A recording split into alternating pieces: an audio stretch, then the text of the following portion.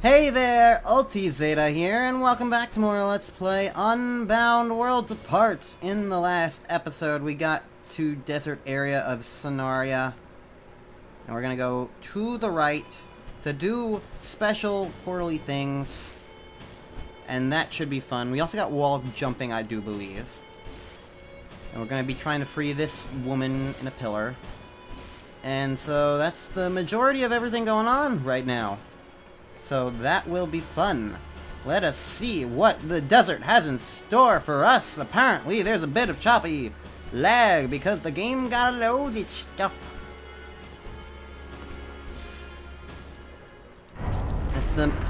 That's one of the things that you kind of gotta deal with a game that has like this big interconnected world and stuff.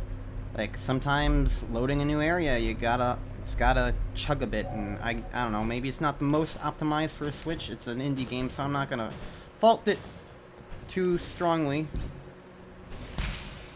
I jumped into something that hurt me. Okay, what just, was it a spike on the wall? Yes, there are spikes on the wall. Okay. Did not see the spikies. Is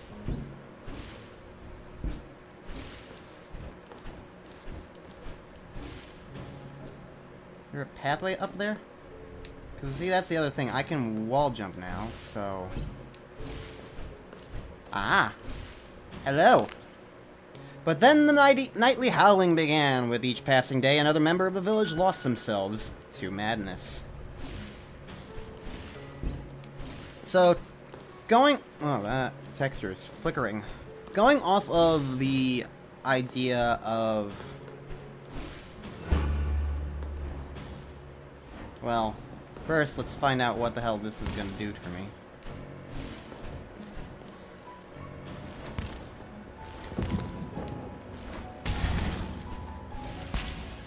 Ow. Seems like it's the basic transporty version. Which is fine by me.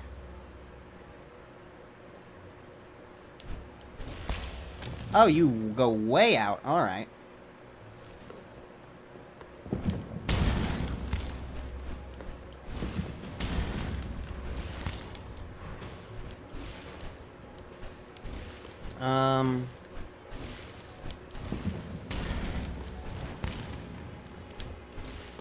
Sorry, I'm just trying not to die. So, I want to talk a little more about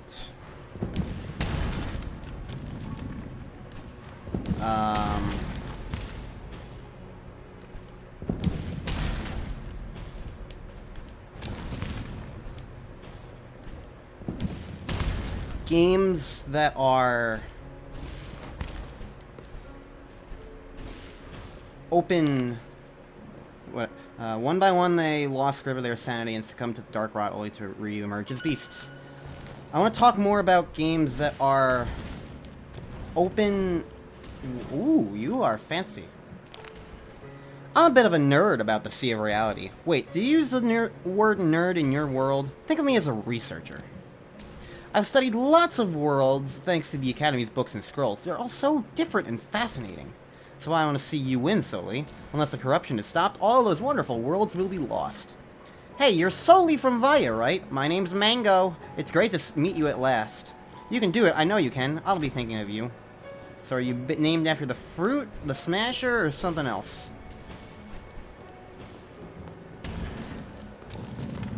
I don't know.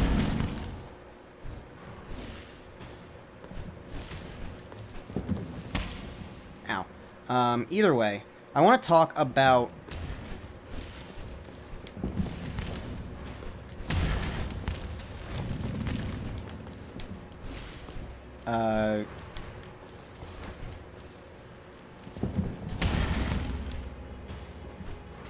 the way of...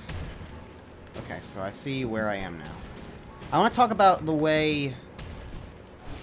This kind of game design, because, like, it's interesting that, like, this is arguably reflective of a Metroidvania, but personally, I really wouldn't consider this a Metroidvania.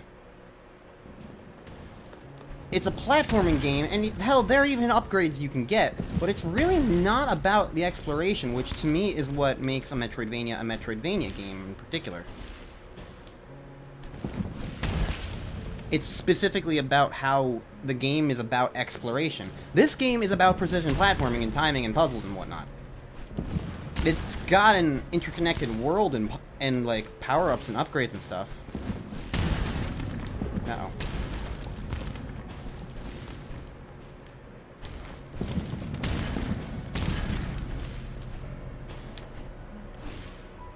Oh, okay. Let's just reset some of this a little bit. Ow! Okay, fine. Yeah, point is, I feel like a lot of people consider the Metroidvania genre to be something...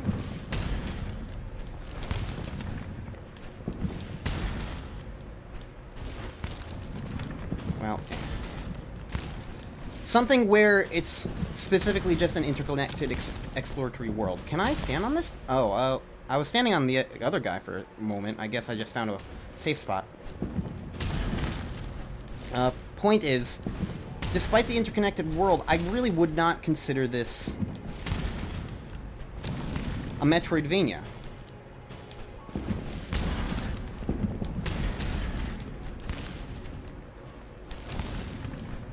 Under any, like, hesitation of the... under any circumstance, really, basically. It's really hard to discuss this while, like, actually trying to do this platforming thing. But, like, again, that kind of feeds into my point. The fact that, like, there is this precision platforming element that I'm trying to do right now, and failing miserably at it. But just because it's an interconnected world with power-ups doesn't necessarily mean it's a Metroidvania, in my head. And I also really hate the idea of the, like, the Metroidvania name. And, like, what it tends to, like, imply for, like, game design and whatnot. But just like a rousing flame, this ember would grow with age, flourishing into something far more considerable. I keep finding lost villagers, like I'm trying to find the way to progress, but, like, everything's just taking me to villagers. Alright, well, that's it for portals.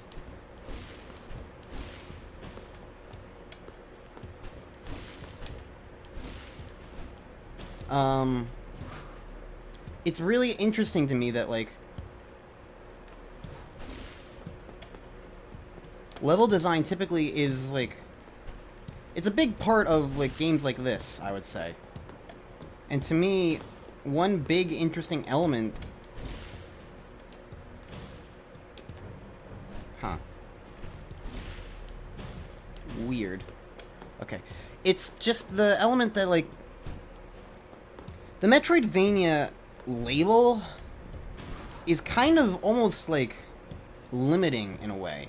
Because I wouldn't want to consider this a Metroidvania. And hell... Oh, there's a villager right there. Hell, there's the argument of, like... Oh, I got a warp point. There is the argument of... There's an old shard in the halls above. It was used during lectures that teach apprentices how to conjure portals. Zorana asked us to bring the shard back to her, but this lift has been seen better days. Oh, this does not bode well. Could you help find the replacement parts we need to fix the lift? They should not be too far from here. We'll need 4 intact runes to get the mechanism working again. I shall mark them on your map. Okay. So this is the lift that I'm trying to fix. Alright, 4 things to collect in addition to the 2 things, the 2 greater things I'm trying to collect.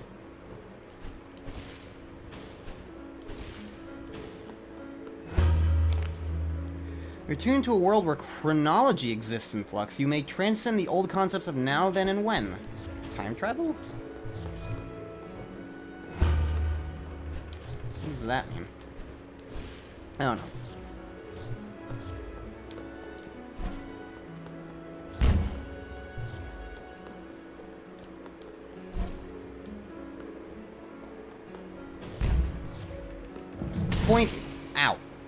Point is, to me...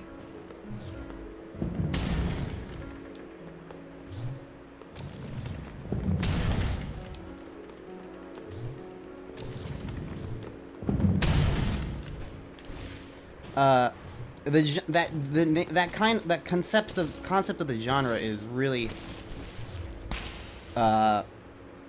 really annoying to me, because, like, I wouldn't consider this a Metroidvania, just this, even though it has this whole world. And even something like Ori and the Blind Forest, a game in which I loved, and is trying to be a Metroidvania in some ways, I would personally argue that.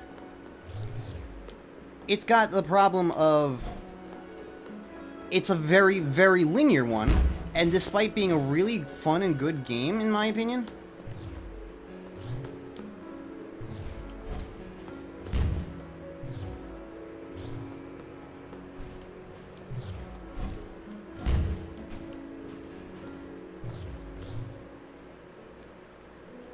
huh.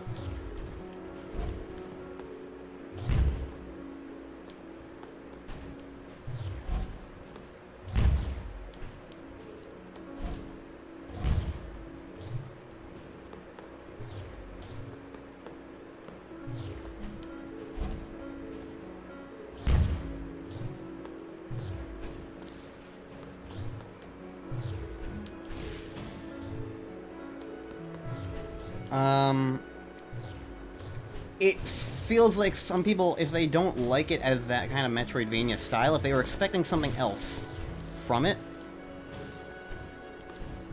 then I feel like they have this expectation that it's going to be even more exploratory and non-linear than it actually is.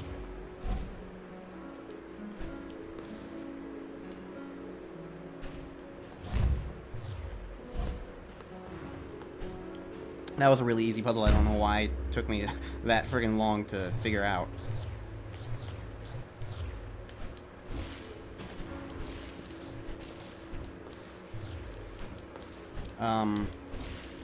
I feel like it sets expectations too high, basically.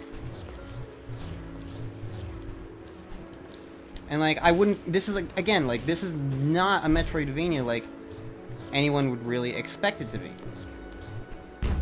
It's why, number one, I really like the idea of, like, a large interconnected world like this just being used in this kind of position of just, it's a fun platforming game. And that's all it's trying to be. It's a fun precision platforming game that just so happens to have a large interconnected world that adds world building and whatnot, and that's cool and fun.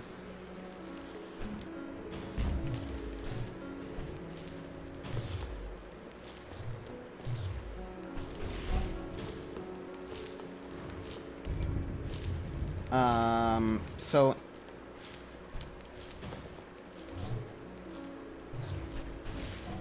to that extent, it's like...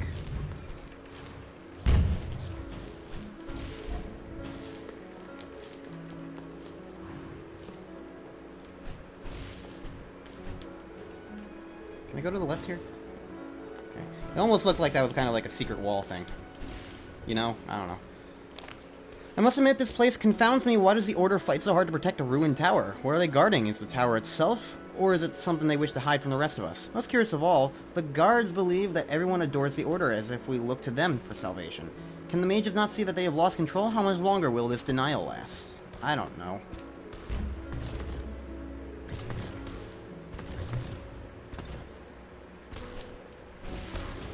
Infinite platforms.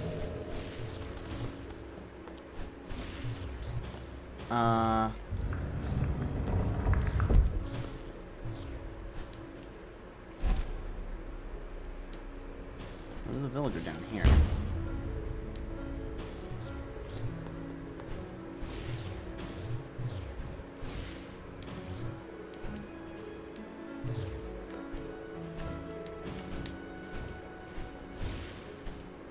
Can't seem to wall jump off of that.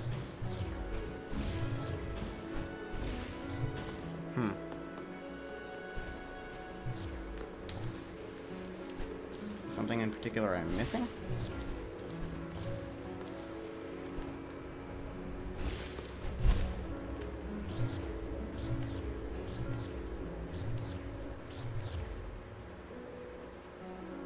Wait a second.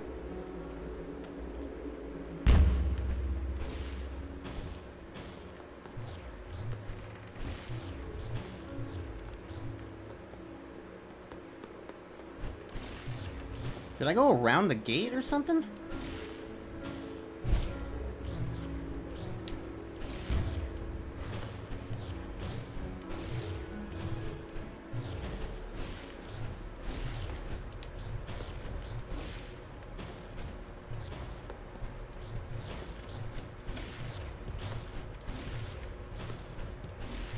I feel like I didn't have the time power when I got here.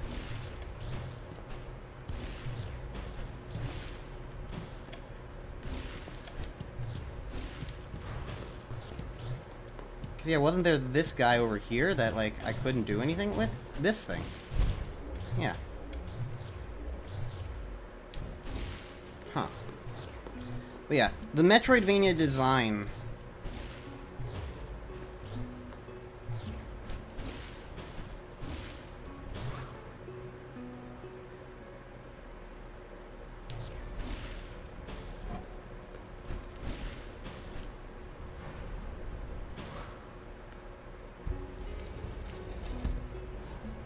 Okay.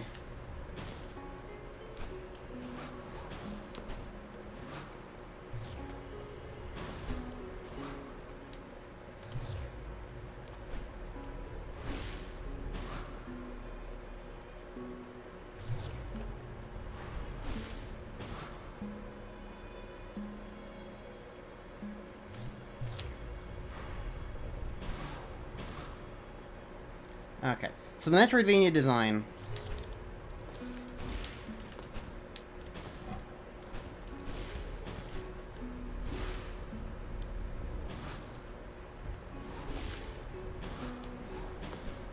and nomenclature and whatnot, I feel like it is way too limiting relatively.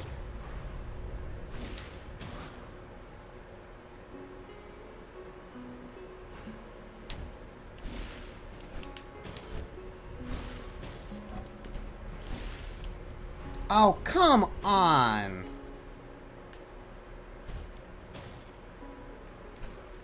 I should have had that one.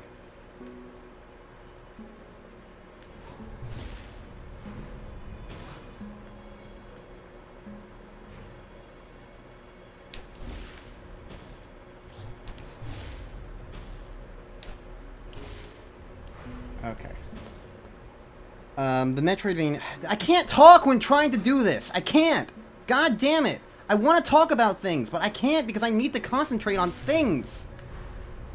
That doesn't mesh well! I want to have a conversation that's not just me yammering on about...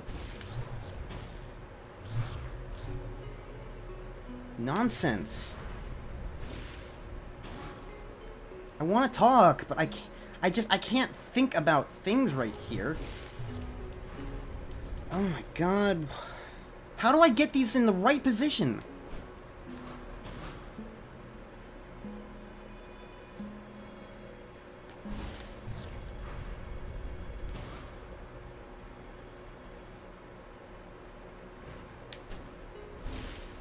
Oh, finally. Okay, I figured out how to position these stupid platforms, and specifically a stupid portal. It's the portal that was the real problem, not the platforms itself. Oh, that's one of the runes that I had to do. Oh. So I was absolutely supposed to come over here. I had no idea about that. Okay.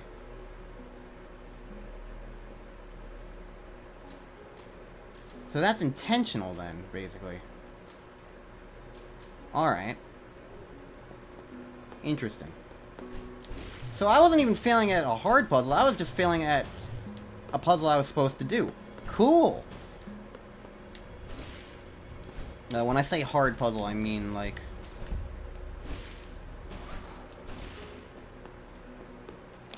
whatever. The son of the scholar endowed his people with the insight he learned at his father's feet. They listened with intent.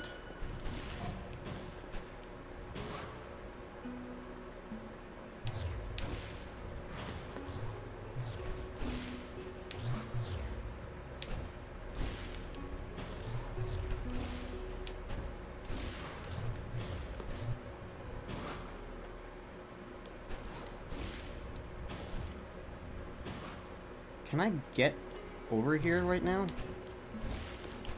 Yes, I can. Wow. That's a little bit of a tight jump, but I can do it. There's no escaping her own descent into insanity. Gnawed at her mind, constantly chattering in her ear, she refused to let the last flicker of light left in her world die. It had to be preserved no matter what the cost. I meant like the point of, like, I was failing at a challenge that is mandatory to do in the game compared to a bonus Lost Villager challenge. That's what I meant, essentially.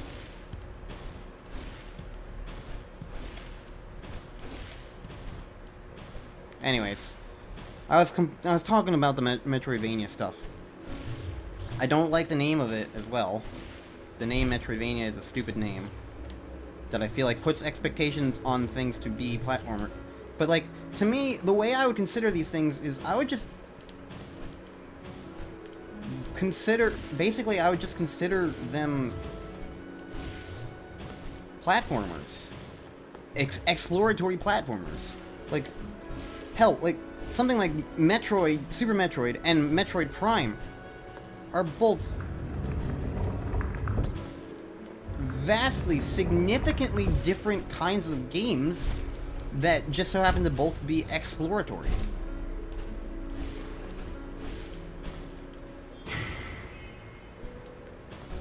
Like, you wouldn't really consider them to be the same genre. Like, they technically are if you talk about them like that, like, oh, they're both Metroidvania games. But, like, they're really not. And I mean, hell, even the name Metroidvania is weird because half of the Castlevania games aren't even like that. Symphony Unite and onwards tend to be like that, but then there's also classic Castlevania, and that's just confusing because it's like, that's not a Metroidvania despite being the Vania part of the Vania. It's like, what?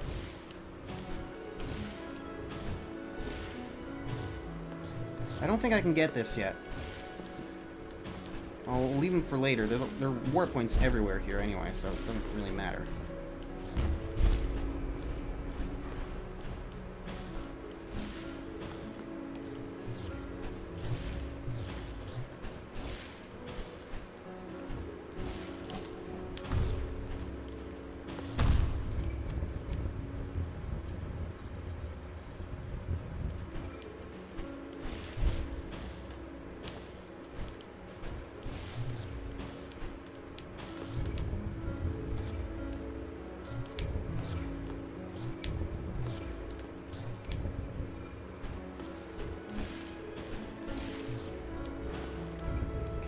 I got this box.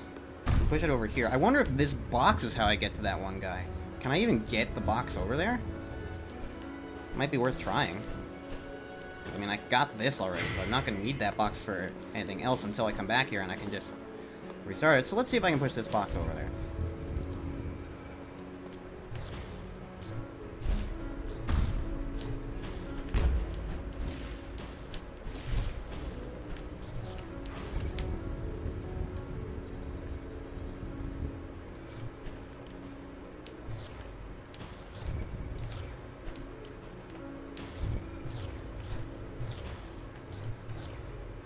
Just trying to make sure it doesn't actually explode.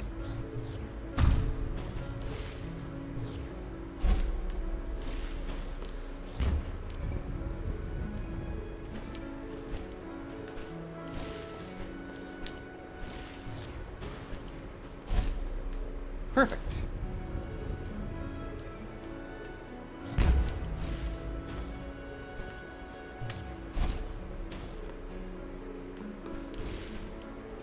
Almost perfect.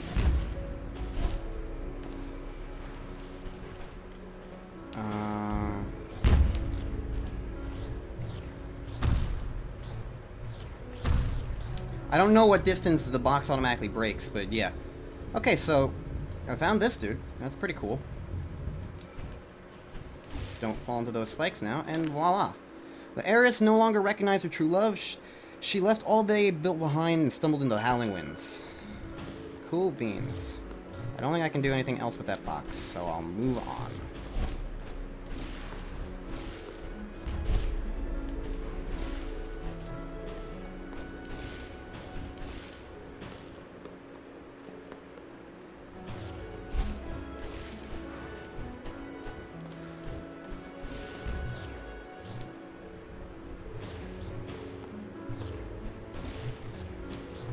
Alright, I need the box over here now. Easy peasy lemon squeeze.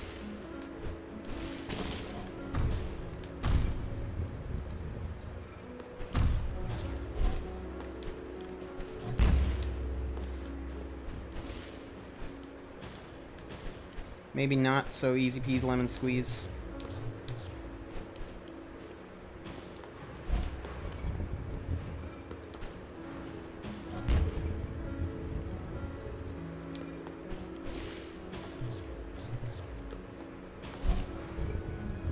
There we go.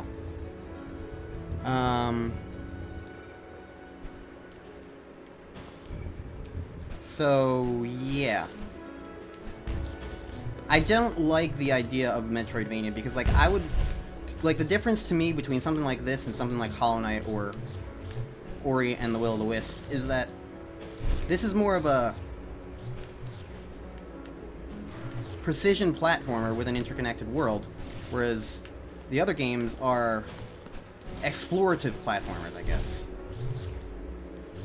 with an interconnected world. And, like, an interconnected world, since I was also talking about how, like, that's just, to me, like, a natural evolution of, like, the general design of a lot of these... of a lot of games. Like, look at something like Sonic 3, for instance. Like, arguably the most, I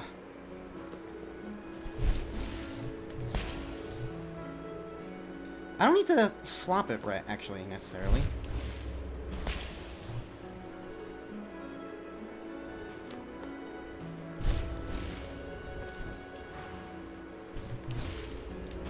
Okay, that works. Sonic 3, like, every zone transitions into the next zone. Act 2 always picks up right from where Act 1 left off. Like, that, in and of itself, is kind of an interconnected world in its own way. You don't need to go backtracking or anything, and, like, yes, the transitions happens within cutscenes and not gameplay, but still, it really works well for that game. And, like, that's the kind of thing that I mean, where it's, like, interconnected worlds just add to the game, not taking it away from it, in my opinion. Place so quiet, I remember when the Academy was always brimming with excitement and wonder. Scholars from distant worlds enrolled here to learn spellcraft and unlock great mysteries of our universe. After their first year, scholars would progress to the lower chambers where they conducted experiments and rituals. Then they would train to become a guardian. Alas, all their education and knowledge is now lost like sand in the wind.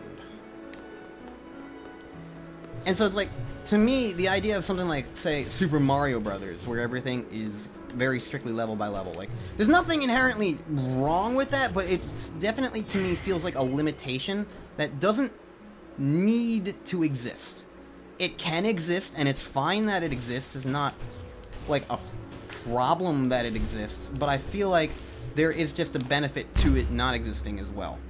On that night, through her encroaching madness, the heiress surrendered her essence to the sea. The act ended her life, but gave new hope to reality, an ember that would remain hidden for some time. Like, that's my feeling towards that. It's like, it's not bad to lack that interconnectivity and, like, full-on worldly elements. But I am of the opinion that it is strictly a positive compared to just, like, if you have that, like, I don't see a way in which it actually actively is a negative. I don't think I can go back this way, huh? I think I gotta go back the other way around.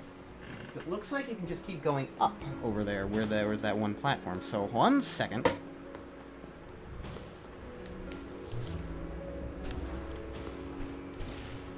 Yeah, right here with this one. If you keep going up, didn't seem like there was a ceiling on the map? Sneaky! Now there's the spikes. So what's up here? Oh. A more challenging version of the gauntlet. I'm not going to try and continue the conversation I was having. I know what I'm like. I just didn't jump. So this is going to be tricky. I'm just going to cut to when I have this figured out, I guess. So the way I'm doing this is, if I start it immediately over there, end it, and then restart it immediately, I'll have both of the next two gaps. If I can just stop dying...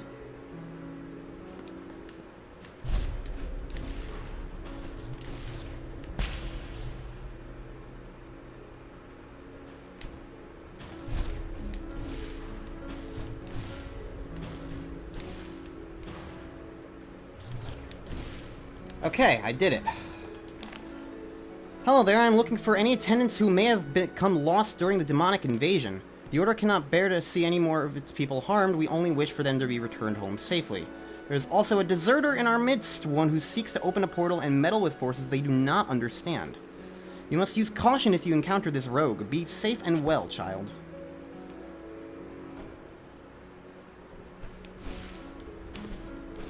So, what did I just find? Is this the guy trying to, like, help the lost villagers? There's no lost villagers actually here.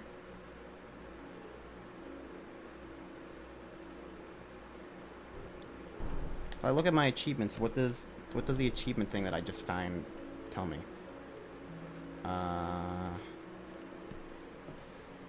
According to this, there's 43 villagers total.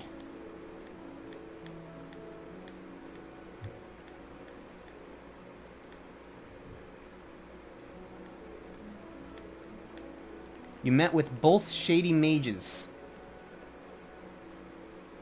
I don't know what that means, but I got an achievement for it. Alright, well, whatever. I guess that's an important thing. Moving on. Well...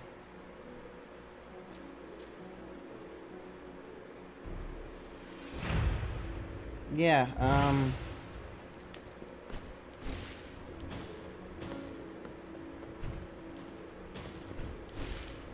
I suppose this is all I got? Really? I already kind of was talking about why I don't like certain things. How do I get you? I want to figure this out before I end the episode, because you're right here. Ah!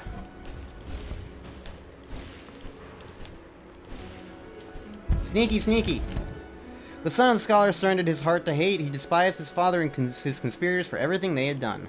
Anger and conflict consumed his mind until his warm nature and passion were naught but a forgotten memory. Sneaky, sneaky, but you can't sneak past me. I'm Soli. Alright, so, I already pretty much explained how I don't like Metroidvania things, and that's pretty much everything that you need to know about this episode. I don't like the quote-unquote genre of it. I feel like just calling it an exploratory platformer or something like that is a better thing, because it helps set your expectations better than comparing it to Super Metroid and Castlevania Symphony of the Night. It's an archaic, outdated term that just is awkward, and I feel like for a game like, if you just base it on the idea of an open interconnected world, that's just disingenuous. It's a lot easier to explain my thoughts when I'm looking at a pause screen. Next time on Let's Play Unbound Worlds Apart, we're gonna go up the elevator, and I would assume fight some sort of boss, maybe, I don't know. I'm gonna get the Academy Shard, and we'll move on from there, and then I'll go down this way and do other blue things, and get this Academy Shard that's all the way down there. Sounds like a plan to you guys? Sounds like a plan to me. See you guys then.